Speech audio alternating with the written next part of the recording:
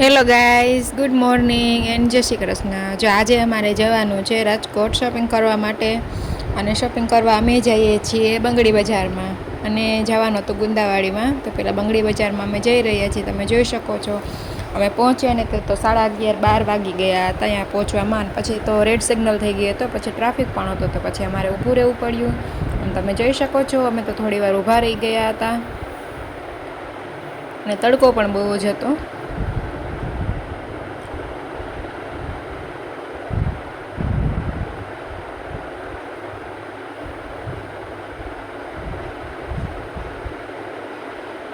અને પછી અમે ત્યાંથી નીકળીને અમે પહોંચી ગયા હતા બંગડી બજારમાં. તમે જોઈ શકો છો અહીંયા કેટલી બધી દુકાન છે, નવી વેરાયટી બધી જ અહીંયા મળી જાય છે. અમે તો ગોંડલની ખરીદી તો કરી લીધી હતી, પછી વિચાર્યું કે ચાલો રાજકોટ જઈએ, રાજકોટ કંઈ નવીન વસ્તુ હોય તો લેતા આવશું.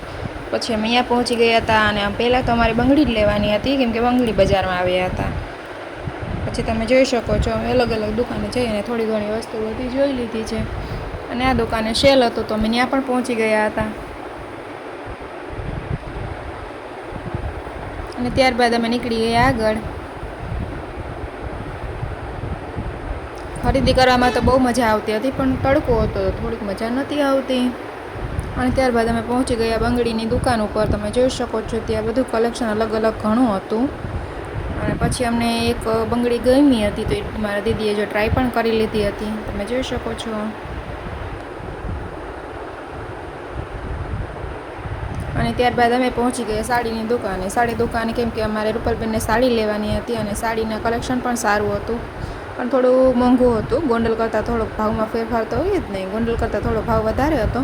અને ત્યારબાદ જો આ સાડી ટ્રાય કરી લીધી છે, અને તો ત્યાં તો ન પસંદ આવી કે સાડી. પછી આમ આવી ગયા બીજી દુકાને, અને તમે બીજી દુકાને જોઈ શકો છો ત્યાં પણ દુકાન મોટી હતી, ને ત્યાં પણ કલેક્શન સારું હતું. અને પછી તો એ ભાઈ બતાવવા માંડ્યા એક પછી એક સાડી, અને અમે જોવા માંડ્યા હતા.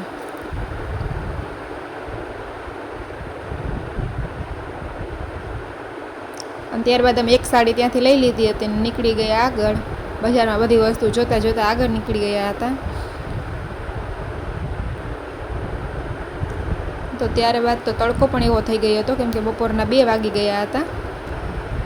અને આગળ જતાં જતાં પછી અમને તો ભૂખ લાગી ગઈ હતી, અને ફાઇનલી પછી મેં બટેટા ભૂંગળા ખાઈ લીધા છે, અને રૂપલબેને, પન્નાબેને અને જલ્પાબેને દાળ પકવાન ખાઈ લીધા છે. અને ફરી મળીશું નવા વ્લોગમાં. તમે મારો બીજો પાર્ટ જોવાનું ભૂલતા નહીં. અમે આગળ શું કર્યું તે હું કહીશ.